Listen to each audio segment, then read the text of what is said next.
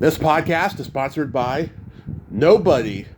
Hey dudes, welcome to Splat from the Past, the only 80s themed horror sci-fi show where things can get totally radical. Now today, I am just so friggin' excited for today's guest because it's been a long time coming, and I'm so glad I am going to be talking to Adele Yoshioka. Adele, of course, is best known as Sonny, the hooker slash neighbor of Clint Eastwood Dirty Harry in Magnum Force, celebrating its 50th anniversary. But she's had a huge career beyond that. I mean, she was a dancer. I think she danced on Broadway and stuff. It's not too clear. I couldn't find any information on it really, so I'm going to ask her about it today. But she started out dancing, and then she guest starred on an early Star Trek episode. She was in movies like Sweet Charity, Gaily. She guest starred on Mannix, Kung Fu, a really good Kung Fu episode. She was on the John Wayne episode of Rowan and Martin's Laugh-In, which was kind of a landmark episode at that time.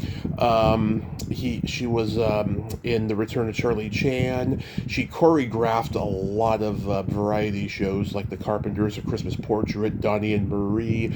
She was even in the Paul Lynde Halloween special with Kiss.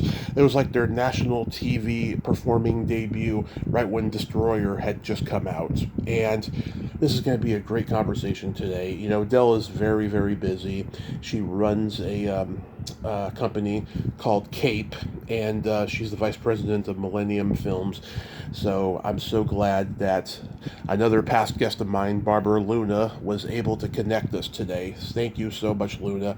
I adore you so much. And today is August 3rd. Hot August summer is just extraordinary. I'm still sad about Paul Rubin's death. It's going to take me a while to get over it. I've been watching a lot of old Pee Wee stuff last couple of days, and it's the most devastating thing in the world to lose someone as talented like that, especially from your childhood. Rest in peace, Paul Rubens. I can't stress that enough. So yeah, here is my interview with Adele Yoshioka.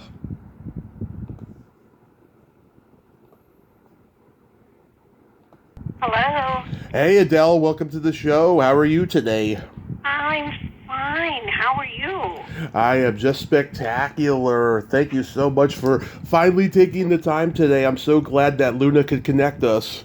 Okay, as I told you, I really don't know much about podcasts. I don't do social media, so this will be interesting. Absolutely. Yes, I will guide the way.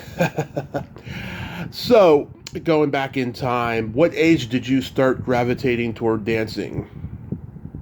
At 3 years old. Wow.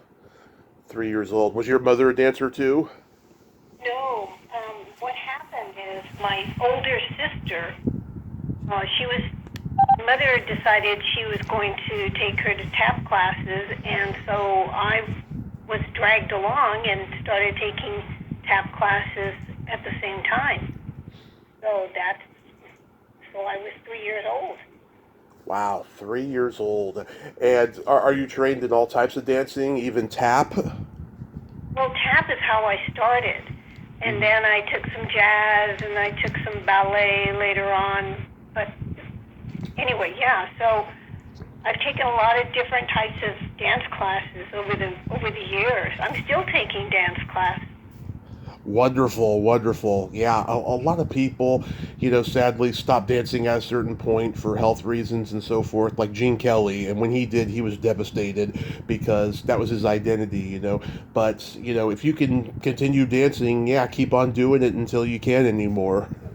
Oh, absolutely. I worked one time with Gene Kelly. Uh-huh. Yeah, he was a very nice man, and it was a tap number. I was his assistant choreographer on a show, and went to his house, and we worked with him, and the only thing that he didn't want to be photographed while he was tapping. But other than that, he was terrific. I heard that about him. Yeah, that's pretty interesting. So were you in in the school plays dancing and all of that? Actually, not really. really. I actually stopped tapping and took gymnastics after school. Mm-hmm. So I at least stayed physical throughout school, and that was through junior high school.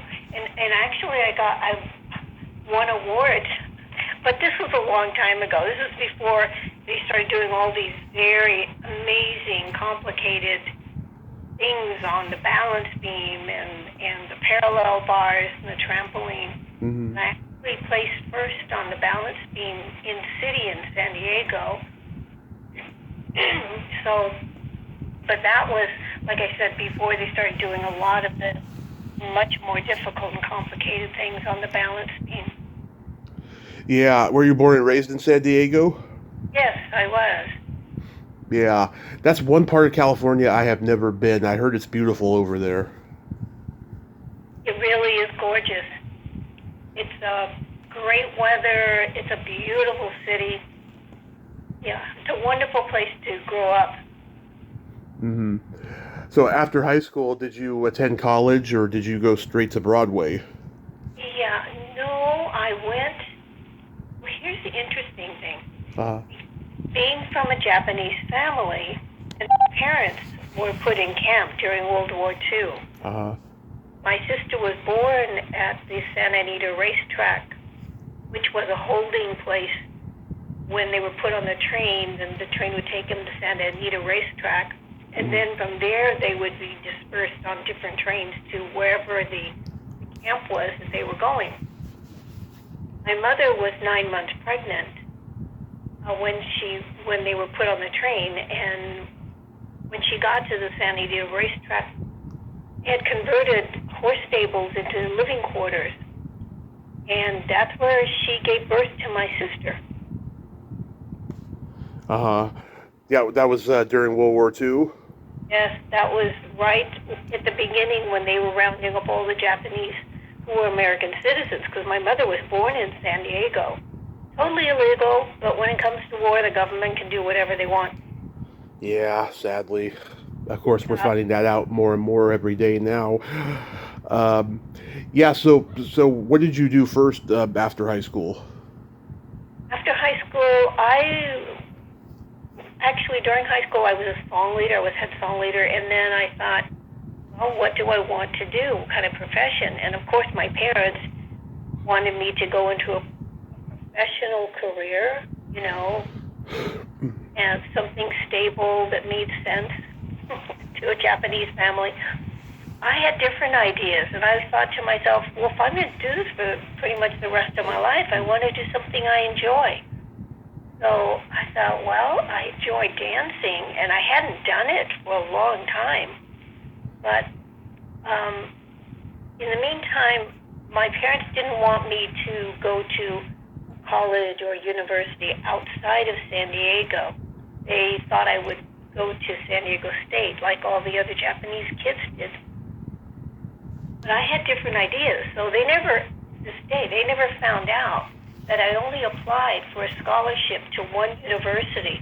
And at that time it was called California Western University in La Jolla, which is still within San Diego, Right. but sort of, the outskirts and on a cliff. It was a private university. So I got a full scholarship, academic scholarship, because I was on the honors roll and all of that. And then for me to be able to move out of the house, I worked in the library and cafeteria for my room and board and moved on campus.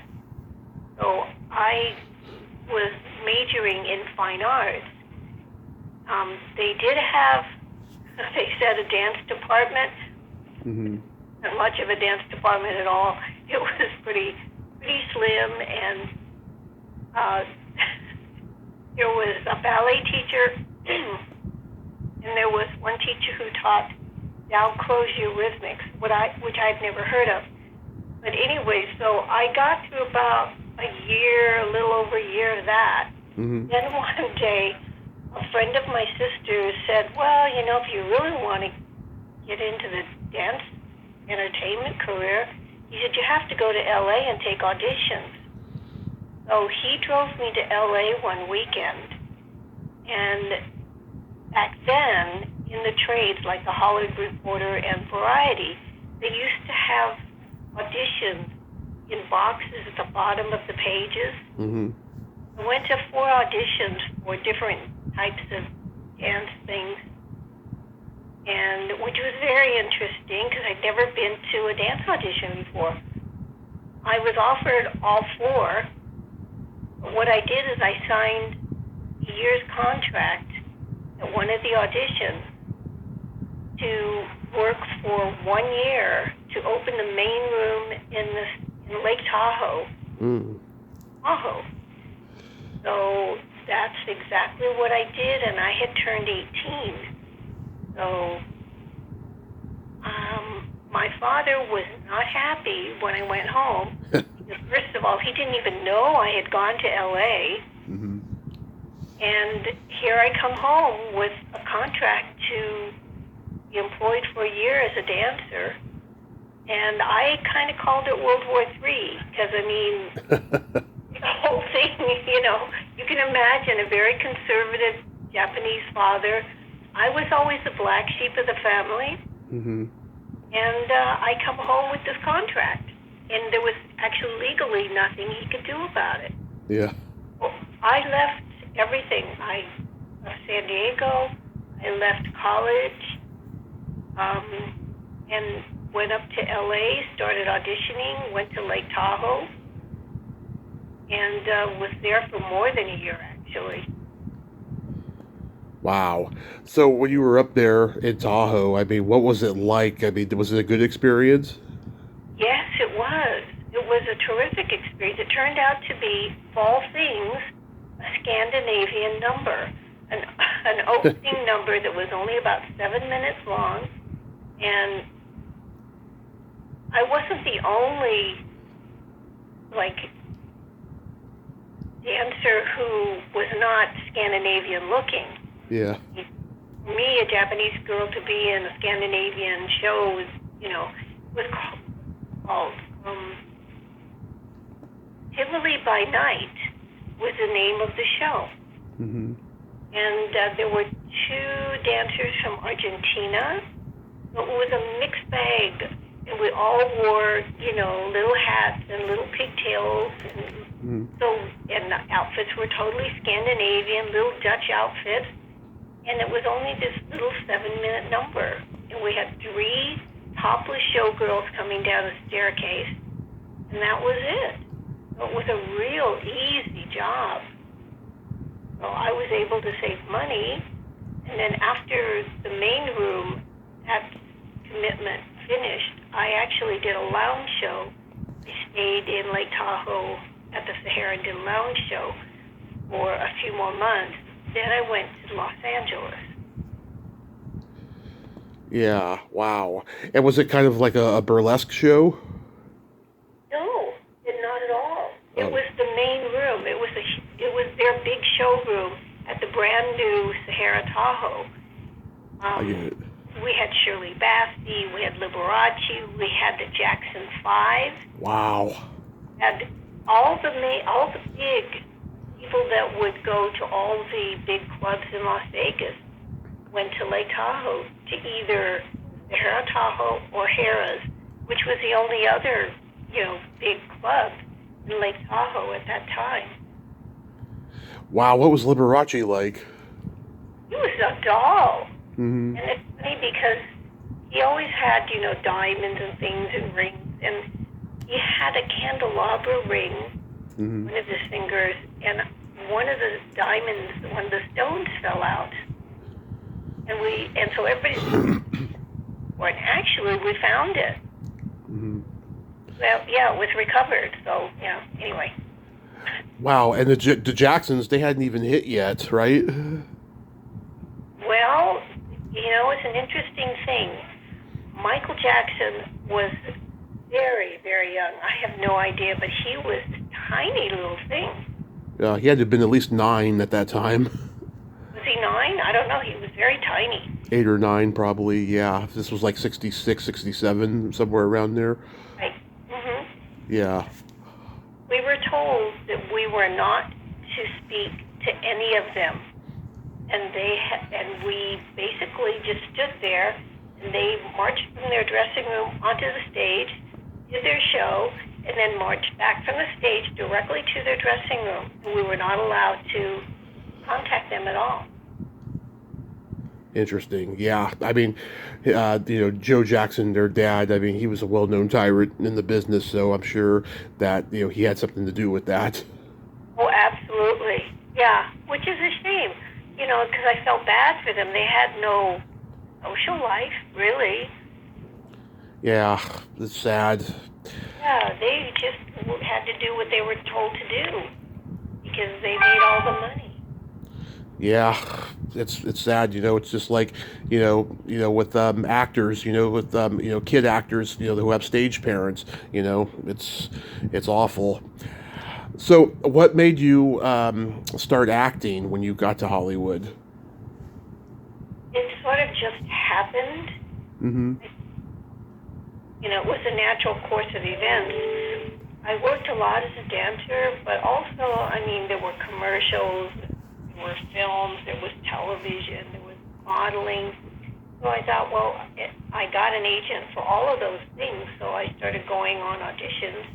But honestly, at that time, there were not a lot of parts for Asian females unless you were, an immigrant or a hooker or a waitress, very,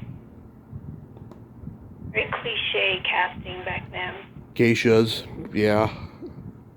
It's all different now, thank goodness. Yeah. The first credit on your IMDb is the episode of Star Trek you did. Yeah. But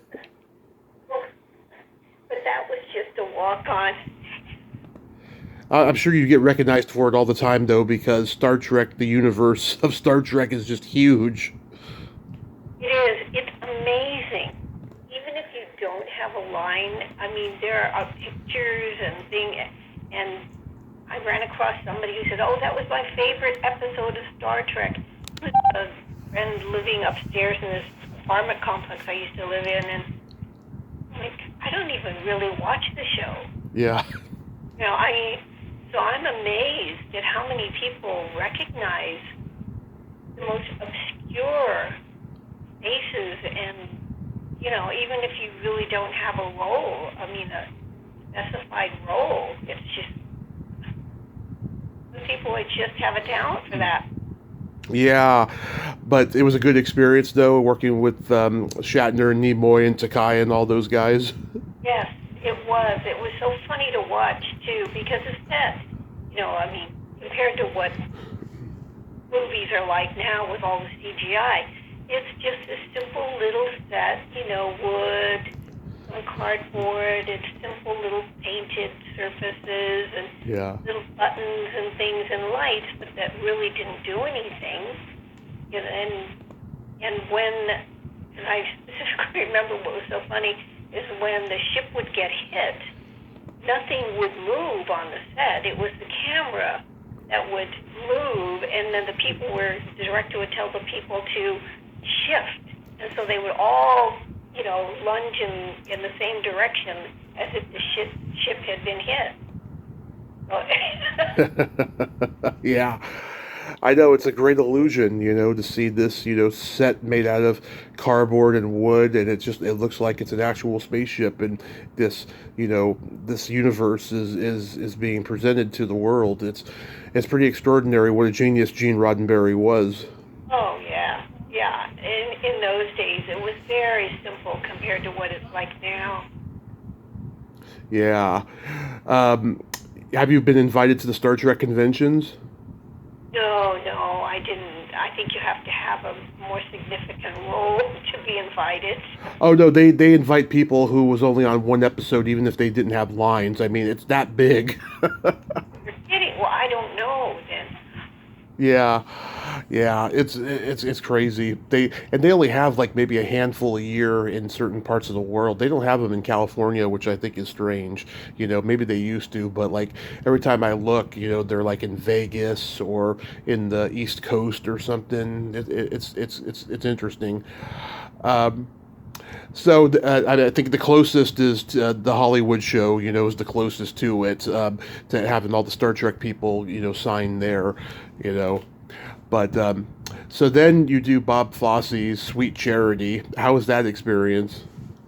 Oh, that was wonderful.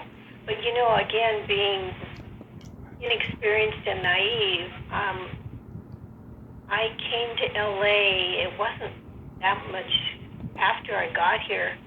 I heard about an audition for this movie. Yeah. Just how stupid I was back then. I didn't even know who Bob Fosse was. Oh. Because I hadn't been to New York. I didn't really see very many Broadway shows in San Diego. There was Theater in the Round, and there was, I think King and I had played there, and Flower Drum Song. But other than that, I really didn't go to the theater that much, to live theater. And I wasn't really that educated or knowledgeable about Broadway. Mm-hmm. So I had to find out who Bob Fosse was.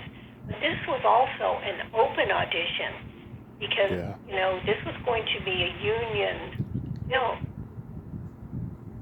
And I went to the open audition, which means you're non-union. So there are hundreds of dancers there. And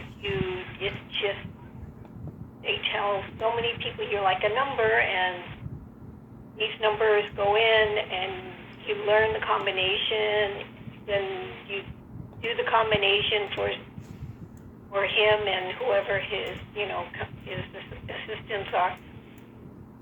Well, that takes all day long. Yeah. And I got kept from the open audition. So then the next audition is a union audition. So I'm not union, but the dancers that they kept from the union audition Mm-hmm. and they kept from the non-union audition have to audition. So then I made the cut for that audition. Then there was a further audition. And then there was a fourth audition, which was one-on-one with Bob Fosse. Just he and me in a room. Mm-hmm. And I had to sing Happy Birthday, and I had to dance and wait and see what happened. And then I got the call. What, was Fosse intimidating in any way? Not at all. Uh. No. He was really just very matter-of-fact, very casual. The only thing that he always had was a cigarette. Mm-hmm. Oh. Did you spend any time with Sammy? Oh, yeah, but I did Sammy's act, too. Oh, yeah. Oh, no, I did Sammy's NBC Folly show as well, his TV series. So I had worked with Sammy a lot. Yeah, everyone tells me he's just what a wonderful guy he was, and I just found out recently he was a Satanist and he hung out with Anton LaVey, which I think is so bizarre. Ooh, he was a Satanist? Oh, yeah. Oh, I don't know about that. Yeah, he was kind of hush hush about it. He even did a TV pilot where he played the devil's assistant, and he wants to take over his job. It didn't sell. It was called Poor Devil. No, but Sammy was a genius. Yes, he was. Because we would go to his home sometimes, and he would have, like in his main bedroom, 3 TVs going, different channels at the same time. He was like a human sponge. Yeah. Absorb every movement, knowledge. He knew all the old actors Mm-hmm. from, 50s, 40s. He just was amazing. Yeah, he started when he was 4 years old, and he came from a father who was also a great performer. Yes, yes. You know, I don't know, I did not get as close to him as some people did. Mm-hmm. Because, like, when it came to party time, Yeah. he would tell me, seriously, out of the other dancers who were there that did his act or worked with him, he would say to me, Adele, time for you to leave. He'd push me out the door and close the door. So I have no idea what went on. Yeah, who knows? Next comes Gaily Gaily, the Norman Jewison movie. What was he like to work with? He was wonderful. Norman Jewison he was the most animated director. He would, if there was, Bo Bridges was on the film, and Melina McCurry and people, and I was part of Melina McCurry's, basically she was a madam at a house, you know. So anyway, but whenever Norman Jewison would direct somebody like Bo Bridges in a scene, like if he was crying or upset, Norman Jewison would act out the whole thing for the actor and with the actor. So much fun to watch. Now, he was a doll. He was wonderful.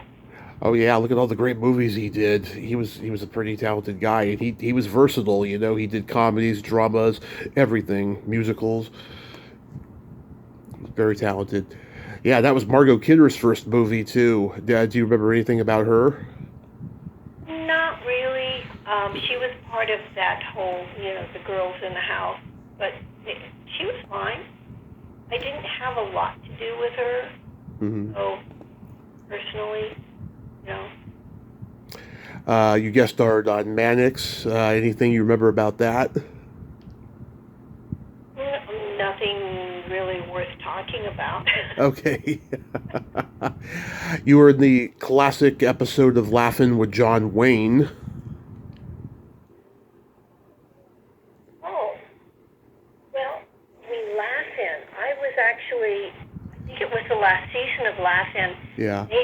4 girls, and we were called the Burbank Beauties. And we were, in that last season, on every show doing some silly little part of a skit or something. Yeah. Tammy was on it. Yeah, that show was aimed. It was an old show business show, but it was also so counterculture subversive that it was aimed at the hippie crowd. I'm sure a lot of them were kind of upset that John Wayne was the guest of honor because he was so conservative and what have you. But like, it was memorable because he had that Easter Bunny costume and he did that poem, "The sky is blue, the grass is green, so get off your butts and join the Marines." Yeah. That was a classic episode. I remember seeing that when I was really, really tiny. Martin Miller and Kent McCord was on set for their episode, which aired the following week. Did you see them on set? No, not really. Yeah. Were you in any other episodes of Laugh-In? Pardon? Were you in any other episodes of Laugh-In? With the whole last season. Yeah, as a Burbank Beauty. The 4 of us were on all the last shows. Did they know that it was the last season? I didn't. Yeah, the show was pretty popular for a while. I can't imagine that they knew right away. Yeah, it was a great show. And Goldie Hawn was gone by that point, right? She had become a movie star. Yeah, and she was a dancer too. Yeah, oh yeah, because she was the "Sock It To Me" girl. Do you remember anything about Joanne Worley? No, not really. No, She's funny, very funny woman. You did the pilot for Anna and the King, which is quite funny because Luna did The King and I on Broadway when she was like 10 with Yul Brynner. Wow. Yeah, what was it like working with Yul? I didn't have any dialogue with him or anything. I only had like a few lines, and I was part of one of his wives, that kind of thing, so I kind of just sat there and with the others in the scene.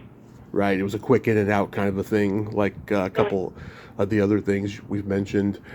You were in the Return of Charlie Chan. Anything you remember about that? other than I was totally petrified. I remember I said the line totally wrong. Hmm. The script girl comes over and she says, "You know, you said that wrong." I said, "I did?" Because I don't know. I just was. It was one of those days, and being still really green and really kind of inexperienced. You know, I had no acting lessons at that point. You know, and it's interesting because later when I talked to during Magnum Force, Hmm. Clint Eastwood told me, he said, you don't need to take acting lessons. So I didn't after that. That's But another film, another story. yeah, before we get into Magnum Force, I'm curious to know, were you personally offended that Ross Martin was playing Charlie Chan? No, didn't think anything of it at the time. Because people are up in arms about blackface and Mickey Rooney playing an Asian guy in Breakfast at Tiffany's, and John Wayne did a movie where he was an Asian guy. I mean, I'm just curious to know, to get it from someone of that culture, because it's a real iffy kind of a situation. I know people are getting very sensitive, and so after the fact. Hmm. Because during that time, those days of film and TV, there weren't a lot of Asian actors anyway. You know, Yeah. Hong and Key Luke and Nancy and Juan and Yeah. Sue and whatever. But I mean, again, if the talent pool isn't huge, and they want to hire an actor who's going to have some name value. Hmm. I mean, the Charlie Chan, yeah, they weren't played by Asians either. But No. back in those days, just, people, were not conscious of that. And, Yeah, I could name all the Asian actors that were working in those days. Tad Harino, Dale Ishimoto, Toshiro Mifune, Key Luke, and Ernest Harada, who I interviewed before he passed. That was it. There was like very few Asian actors in those days. yeah, very few. Maybe Clyde Kubat too, but Yeah, I mean Bruce Lee. He had to go to Hong Kong to make all his movies after Enter the Dragon, and I don't think he could have made movies that authentic in America if he had stayed. yeah, and I think actors, regardless of what ethnicity you are, just wanted a job. So, if I were back in those days, somebody might offer me a part to play an American Indian. Yeah. You know, Rita Moreno, she played a Native American Indian in some things, westerns. She played, her own native Spanish, Puerto Rican, and all of that stuff. I mean, she played very different ethnic, types of characters in those days. right? It just was a different time, and It certainly was. So, can you believe it's been 50 years since Magnum Force? it's shocking, isn't it? Yeah. Very shocking how time flies by. Yeah. Was that a standard audition for you? Well, no, this is a very weird our story. Uh huh. There was a guy when I was doing actually Latin at Burbank Beauty who approached Uh huh. a girl. And she was blonde, very pretty, and did a lot of commercials. One of the Burbank Beauties. His name was Gil Cabot. Mm-hmm. Her and myself, and that he wanted to manage us. Well, I'm not interested in a manager. Yeah. Anyway, so to make a long story short, all of a sudden I get a call from him, and he said he had somehow arranged for me to meet with Ted. And and for this role for Magnum Force. So anyway, somehow or another, I got the role. It wasn't a role written for an Asian, but because it took place in San Francisco, I guess they figured, well, it could be anybody, lots of Chinese or whatever in San Francisco. So I haven't read the script or anything like that. But will have it. I was not signed to him. Really had very little contact with him other than he did weird things like he would buy me, a necklace or a piece of jewelry or something to try and bribe me. I'm with him. There was something about him, and I was not into the acting world. I was really a dancer mentality. Right. And anyway, but he was the one who really is responsible for getting me the role. Of course. Yeah, my dad recorded the movie off our local UHF station when I was like 2 years old, and we used to watch it all the time, and all the Dirty Harry movies when my mom wasn't home.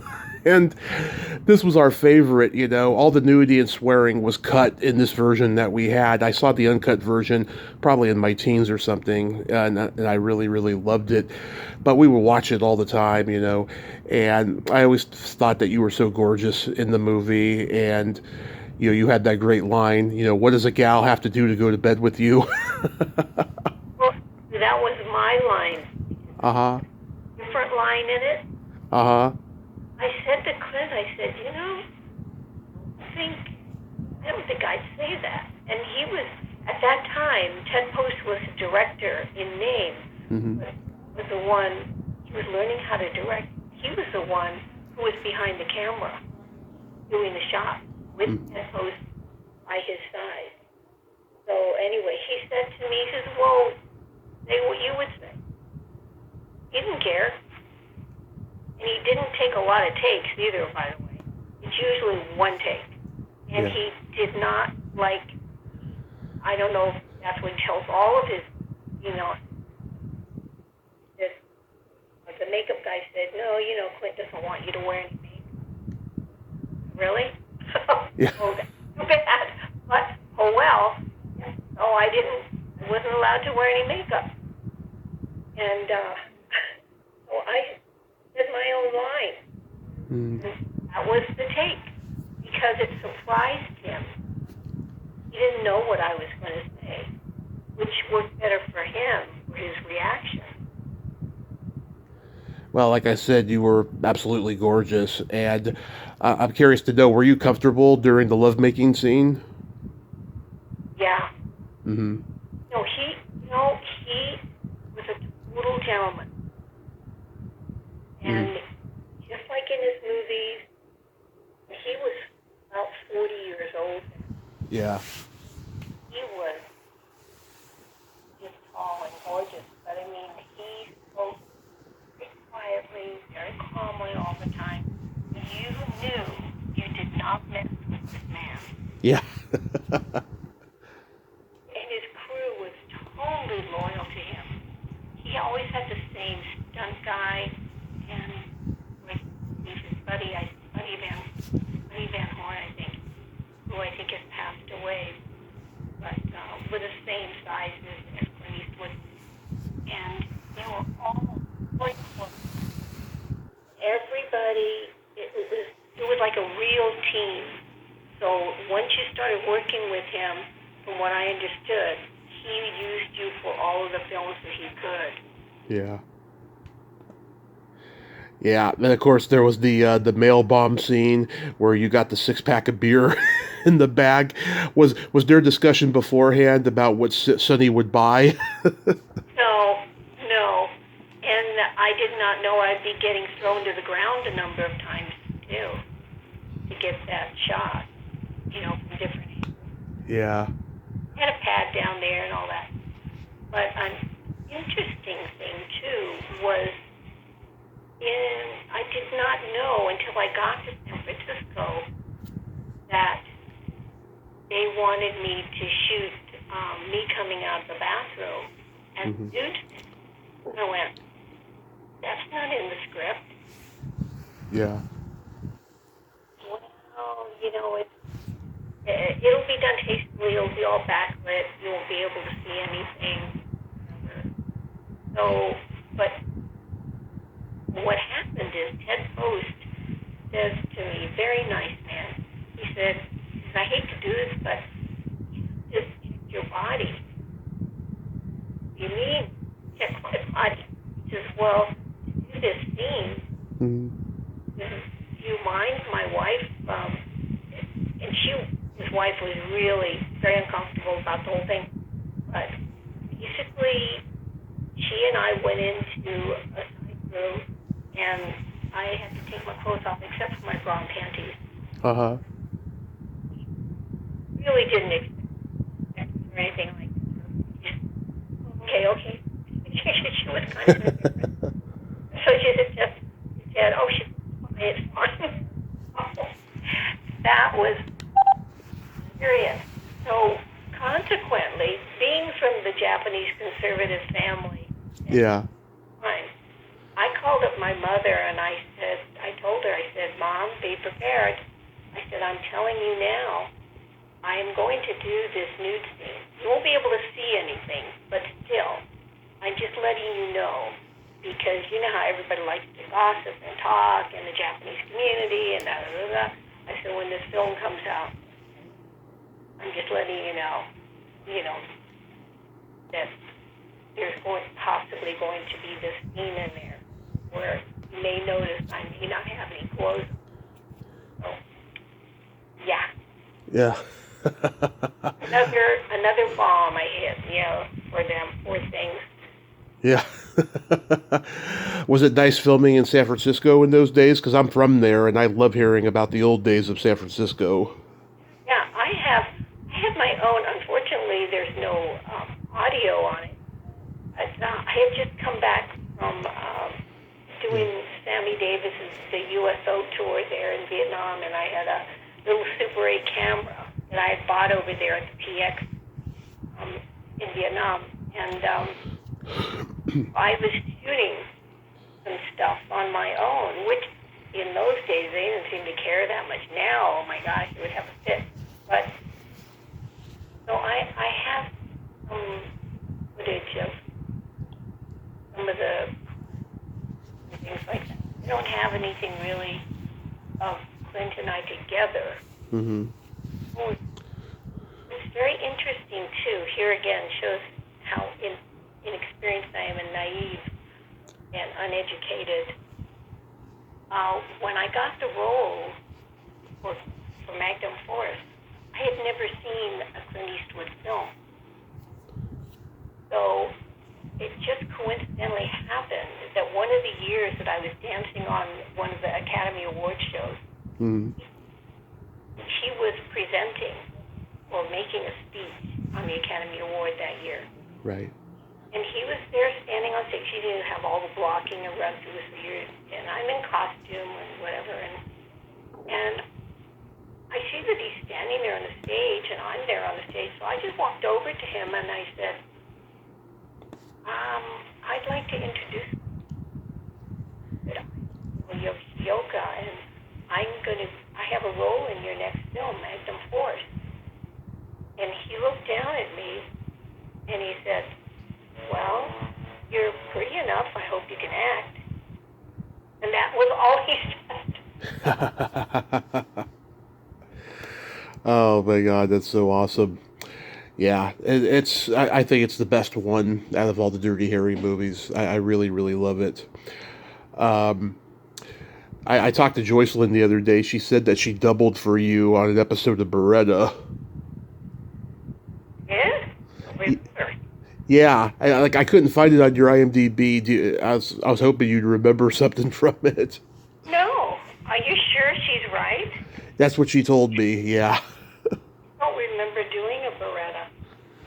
Yeah, I don't know. Maybe it was another show, and maybe she thought it was Beretta. Who knows? All these years, it gets very confusing. You were both in The Magician with Bill Bixby. Yeah, that was a very small little part, too. I don't even remember. Yeah, Bill Bixby was a friend of my great aunt. She was the head of craft services at the Hilton in San Francisco, and he used to go there a lot with his family back in the '60s, and she got to be good friends with him for a long time. Speaking of things that are not on IMDb, the Paul Lynde Halloween special. Oh, that turned out to be, oh my gosh, something that has come back to me time and time again. Yeah. With a band.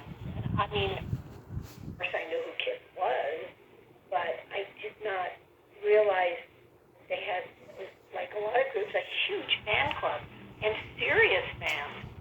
So when I did the TV special, I was hired as a dancer, and it was a party scene, and Gene Simmons and the other guys, of course, were there, but they would clown around, and people were taking pictures and stuff like that, and so for some reason they used me for a lot of their clowning around. And some of those photos made it into some of their concert programs. I think especially the one of Gene Simmons with his claw foot, sort of like he's going to stomp on me while I'm laid on a couch. Yeah. Yeah, things like that. So, and then two of his fans contacted me, and they gave me huge color printouts, things of photos and of certain pictures that they had taken from the Paul Lynde special and put into some of the programs and I guess the websites or whatever. Yeah. Oh, I went, what? I found a picture of you and Ace. Oh, yes. Yeah. That's who it was. It was Ace, too, yeah. But I had no idea those pictures were going to, become so popular. Yeah, I've talked to Bruce Valanche, brilliant comedy writer who was a writer on this special. He told me they were all doing drugs at that time. Just, with all the crazy ideas they came up with, like, Paul driving a convoy into a diner, Oh, Bruce Valanche. Of course I know Bruce. Yeah. Wrote on so many TV shows and TV specials I worked on. Academy Awards with Billy Crystal, yeah. What a fun guy. Oh God, one of the funniest. Yeah, and he's finishing his memoir, as a matter of fact, and I'm happy about that because he's a funny guy and he's got a great story. Yeah, like Margaret Hamilton, the bad witch from The Wizard of Oz, was there. Did you interact with her? No, not at all. Oh, too bad. She was wonderful. Oh yeah. There was Tim Conway, Florence Henderson, Betty White, Billy Barty, Roz Kelly, who was Pinky Tuscadero on Happy Days. That was a interesting yet very good cast for a variety special. Very interesting. Oh my gosh. Oh, Betty White. She's a doll. Did you mention Florence Henderson? Yeah, Florence Henderson. I worked with her a lot too on TV shows and things. Oh, were you on the Brady Bunch? No. When she would be guesting on TV variety shows. Oh, okay. Interesting, yeah. God, I mean, those days are gone forever. I mean, they should bring back variety shows now, and have, today's stars, do crazy things. But it's just a different time now, It's a different time. The budget, they said that it was too expensive. So the variety shows that I love doing, and got replaced by sitcoms and reality shows because they were cheaper. Yeah, and Saturday Night Live kind of killed the variety show too. Oh, well, that's a special show. Oh yeah, your show started the whole sketch comedy thing. Yeah. Sid Caesar and all of them. I can remember you did a very good episode of Kung Fu. How was that experience? Oh, not one of my better experiences. I can imagine. I've heard Carradine was a little crazy. Oh, it's not that David was a bad person. Yeah. It's that he grew. We went a day long, which is really bad for budget on a TV. Yeah. On location, out in the hills, out in the valley. And the crew really, really like working with David Carradine a lot because he was always wandering off. He would get high and go wander with his flute, Mm-hmm. his bare feet, and play his flute and disappear. And then they would have to go find him, and that would cause everything to go behind. So they did not like that. Not very professional of it. But amazingly, when he was performing and acting, he was terrific. He did the moves. You would believe that he really was a kung fu. Yeah. And he remembered his lines. When he was working, he was fine. When he wasn't working, he could be strange. Yeah. So, I don't, do you want me to tell you about things? Really? Oh, if you're comfortable, you can. He, in Kung Fu, he didn't wear shoes. He was always barefoot, had Right. very simple little clothes on. So, I noticed he had written in ball pen on his ballpoint pen, on his foot, a phone number. I can't remember now if it was Barbara Hershey's number. Anyway, he had written a phone number on his foot. Yeah. Well, then the next day, I looked down at his feet. It's still there. Just like he had written it, as dark as it was when he wrote it. I thought, oh my God, he didn't even wash his feet. So and then I had to kiss him. Mm-hmm. Which I was not thrilled about. Thank God it was only one. And then the shot is I, went back and he was over me and then they panned it off into the water or something. Which actually led years later to the pilot. Mm-hmm.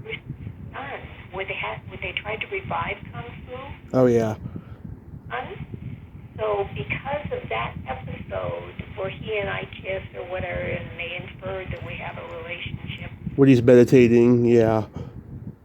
I am the mother, so they did a flashback and asked my permission to use, that me in this little flashback thing. Yeah. I am the mother of Bruce Lee's son, who's playing in the new Kung Fu Pilot, which never took off, of course, and then he died. So. Yeah, well, he did Kung Fu: The Legend Continues for about 4 years. It wasn't as good as the original, of course. No. But, yeah, so I was his mother. Yeah, it's weird. It really is. Let's talk a little bit about choreographing the variety shows, because you did The Carpenters, Donnie and Marie, Leif Garrett, Sha Na Na, David Copperfield. Like, what were those experiences like? Oh, they were fun. But on most of those, I was the assistant choreographer, which means I worked with the choreographer and then had to work with the talent to teach them the routines. Mm-hmm. The talent and to the other dancers. So, but those days were just a lot of fun, and you had to work fast. Yeah. You had to choreograph, learn the dances within 3 days. You blocked on the 4th day, and you shot on the 5th day. So, and on most of the variety shows, you had, Mm-hmm. on the average, at least 5 major stars. Yeah. Who would do musical numbers or need some backup dancers, or it just varied from time to time. And I was lucky because also Bob Mackey and or Ray Aguian or Rhett Turner or Pete Menefee, they were doing the costumes, which were fabulous. They were amazing because to design costumes for dancers, you have to be able to stretch and you have to be able to move comfortably, and with the movement, make sure things didn't fall off or rip or, you know. So it was, and they had to do those costumes sometimes faster because we didn't wear them because we had to do fittings and everything until blocking. Mm-hmm. They had to work by the fourth day. Yeah, it was variety. Those TV shows were amazing how they were put together. Now, IMDb is never completely accurate, so I'm curious to know, did you ever do, like, the Dean Martin show? No, How about Shields and Yarnell? No, I worked with Maureen Yarnell, of course, and I knew her husband at that time. Yeah, I had a really bad experience trying to get him on the show last year, which I won't tell, but I think that they were geniuses, of what they did. They did something that no one else had ever done, and I interviewed a pretty well-known dancer, Michael Boogaloo Chambers, who told me his two biggest influences were Ray Harryhausen's stop-motion creatures and Shields and Yarnell. And when you see the way he dances, yeah, you can actually tell he was influenced by both. Yeah, that's funny. Yeah, Shields and Yarnell. Yeah, Maureen was a fabulous dancer. I first worked with her on Sweet Charity. She was hired to do Sweet Charity. Not as a big spender girl, but, like Rhythm of Life. She was in that number. Oh, I didn't even realize that. Yeah, I know she did the C-3PO robot in Spaceballs that Joan Rivers was doing the voice for. That was like my early introduction to who she was. You were on one of the first episodes of Night Court where you played Miss Japan. Yeah. Yeah, was that fun? Oh, yeah. It was just a silly thing, It was just part of another, trial thing, and so the girls we had our little banners on, Miss Japan. We just walked on, and we didn't really do much of anything, Well, you remember Lena Pose, who played Miss Sweden? Not really. Oh, she's a friend of mine. She's been on the show. Very nice lady. She's got just the most authentic Swedish accent in the world. I adore her. Yeah, I'm a huge Night Court fan. Maximum Potential, the Dolph Lundgren workout video. You played the girl on the beach. Yeah. Yeah, yeah, that has become kind of a gay icon. Like the gay community loves that video.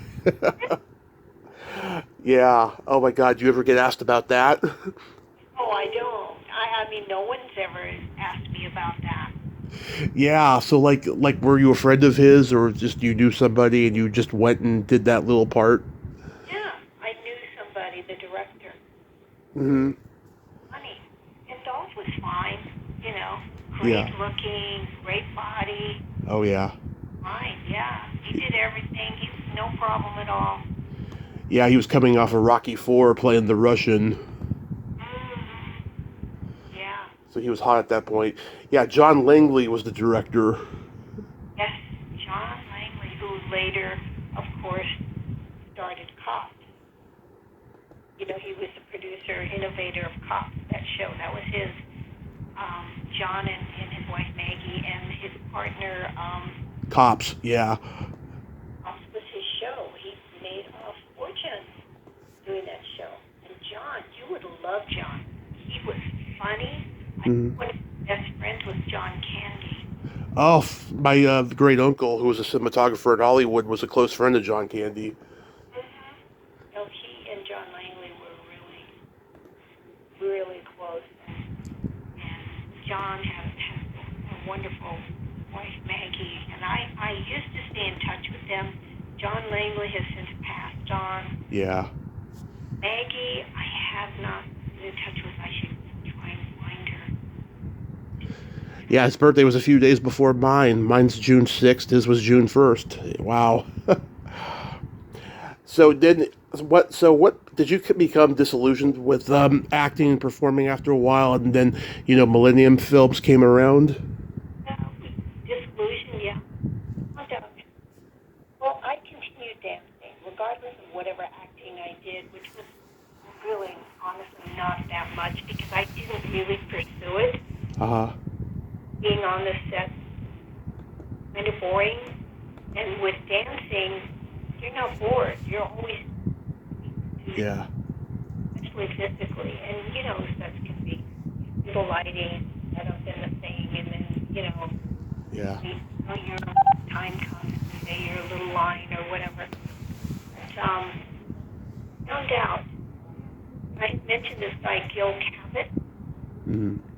I found out a few years after I did Magnum Force, when I was on an interview for Fred Silverstein, that he said to me when I came in to read for some part, Uh huh.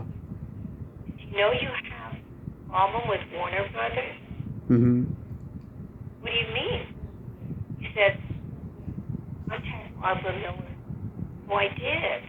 I found out that this guy, Gil Cabot, had tried to sue Warner Brothers for more money Mm-hmm. without my knowledge. I mean, after I did Magnum Force, I had no contact with the guy. He was just too weird. I knew there was something wrong with him. Yeah. And so probably that's why I never went to the premiere. I never got an invitation to go to the premiere. My credit is not particularly special. It's not an introductory or whatever, which it might have been if this guy hadn't tried to sue Warner Brothers. Anyway, all this happened behind my back. I had no knowledge of it. And Barbara Miller wasn't particularly fond of me anyway because she was head of casting for many years. Very powerful woman. And because I got the role on Magnum Force without going through her, Mm-hmm. when she found out I got the role, she called me and said, "You have to come in. I have to read you to make sure you're good enough to do this role." I went, okay, that's fine, So I went in, I read her. But then when I meet with her years later, she tells me all this. By then it's too late. She had blacklisted me. Oh, awful. Just awful. I'm so sorry that happened to you. Yep, it did. So I was not going to be doing anything for any studio for Magnum Force. Because John Daly had actually called me into his office for a one-on-one, and he said, "I liked you in the film Magnum Force." So, but then I heard nothing. And, which, luckily I didn't really pursue acting. It was not a thing that I really loved and was passionate about. It was dancing. So I went back to dancing. Yeah. Again, until Fred Silverman tells me I have this problem. Little did I know it, that I was blacklisted. So, That is awful. The last 6 years I've been doing this podcast, I have heard many stories very similar to that. People that I always thought were so good at a part, and I thought to myself, why didn't they make it? And then I hear stories like that. It's just, it's crazy. It really is. Yep. But then Millennium Films came along, and you became the vice president. Well, yeah, now I'm EVP. But I started out, this is funny. In dancing, you learn to, luckily I knew how to tap, but there are some dancers who have to do a tap number and they really don't know how to do the tap steps correctly, so they fake it. We all learn how to fake it, So, and I decided my dancing career was over and it was time to move away because Variety had died and all that. Yeah. And I went to the trades, and there was an ad looking for an assistant to a vice president of international distribution at a film company. And so I thought, I know about, I've done enough films, and so I thought, I know something about this. Mm-hmm. Got the job, but I had never been in an office before. Uh-huh. There was no reason for me to ever go. Anyway, so luckily, to prepare for going into an office, I'd done some temp work. I had taken a class, adult night class, Fairfax High School, Huh. East Sense, to learn how to work a computer. But this was in the days when it was the DOS system, before Windows and Apple and all of that even happened. So it was like learning another language. But anyway, so I at least was familiar with a computer. So I got this job. I thought, oh my God, this is a fax machine. I don't know how to use a fax machine. It was a telex machine. I don't know how to use a telex machine. And so I made my way through everything. I just learned on the job. And they never knew the difference. In fact, I was more ahead of them in computer knowledge, because those were the days when computers were first being used and introduced to offices. Oh, yeah. So then I stayed in that career path from that point on. I like independent film. I do too. I think they're the best. I think they tell a story that major studios are embarrassed or too scared to tell. Well, also as an employee, you wear many hats, because you don't have the money like a studio. In a studio, my friends that worked there, and I was interviewed too, you're pigeonholed. So you only do this one thing or two things. You come in at this time, you leave at that time. Everything is very regimented and by the book. And in independent film, it's like being free, You can learn anything, any other area you want, because everybody talks to each other, because you have to work as a team to get everything done. And so for me, that was closer to dancing, creating than it was anyway, in like a studio atmosphere. You don't make as much money, but it's a better atmosphere, I think. Anyway. So I've stayed with it, and I'll just continue until I'm to retire, or, independent films, indies, or they're in trouble. Streaming did not help. COVID didn't help. Yeah. Streaming has really changed the revenue. So I hope we get a much more noble, less rapey Harvey Weinstein in the future, who brings independent films back to the way that they were when he was running it. Because all that shit aside, I mean, he brought out so many great art house films, of all genres, that were just so wonderful and had the best actors and the best stories and best filmmakers, and it's been gone. I mean, the indie / art house circuit has kind of gone to the limited series on Netflix and Amazon, and they're great, but I would like to see, at least a 2-hour movie about the subject, and not commit to 10 episodes, of the series. Yeah, Miramax was amazing. It really was. Well, I don't know. Lionsgate, which was Robert Altman's company for many years, and then he sold it. Yeah, well, they just bought E1. Anyway, it's conglomerates. It's the creative people in the old days of when people who ran studios really were passionate about making movies and really loved it. It's different now. Yeah. So tell me about Cape. Cape. Cape was started in 1991. Uh-huh. Friedman, Wenda Fong, came up with the idea of bringing together the Asian industry, helping them be part of the industry. Because especially we're talking, early 90s, Asian families still, and some today still, do not want their children into the creative areas, especially entertainment. They want you to be a lawyer, a doctor, an accountant, and be very academic.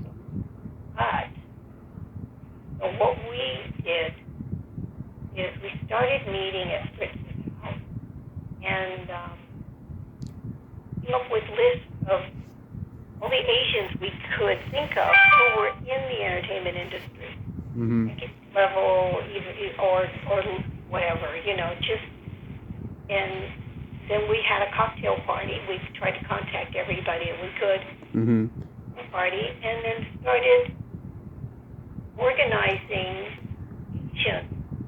that we could come together, whether you're Korean, Japanese, Chinese, Vietnamese, Filipino, there was no organization that brought all of the Asian factions together.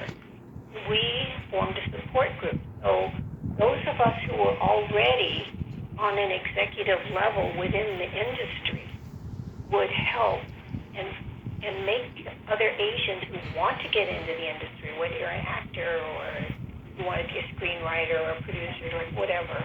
Yeah. A comfortable place to come, meet, mingle, help each other, because it's in the industry, a lot of it is just who you know, not what you know. So we started this whole idea back in 1991, and it's continued on. It still exists. I'm no longer active. I left more than a year ago. I figure 30 years is enough. So you're going to retire? Yeah, I'm retired from CAPE. I mean, it's hard to fundraise for a nonprofit. Yeah. Thank goodness, and diversity has advanced so much that, you didn't get to see this many Asians on commercials and TV series, and, so between diversity being aware and everybody being made aware, whether they're forced to or not, it has made a difference. So, I think CAPE has really helped in that, especially they have an amazing writers program where they have really created a lot of wonderful writers who've been staffed. That's so awesome, Adele. That's so awesome that you gave back to the community that way. I'm curious to know, at this stage in your life with continuing dancing, do your feet still hold up, like in terms of like the way they look? They look, young, and they feel good when you still dance.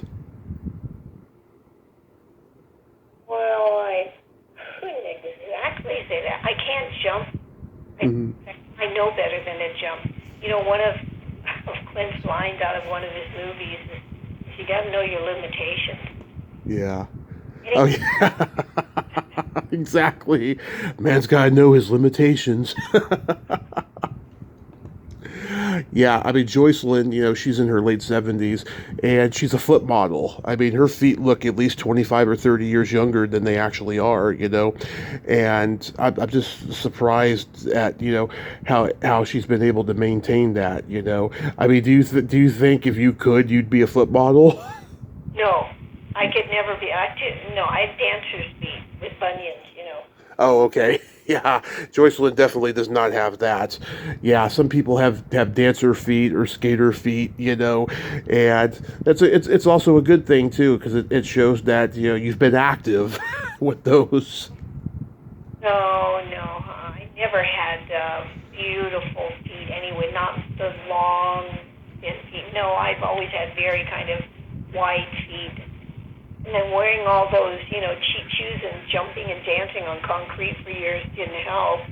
So that's where the bunions come in. Because, when you're doing a show with 50 dancers, they can't go buy the best shoes or have custom-made shoes done. They used to go to Tom McCann and buy Potoswap heels, low heels, and then put great metal braces on them, and then dye them the color that the costume,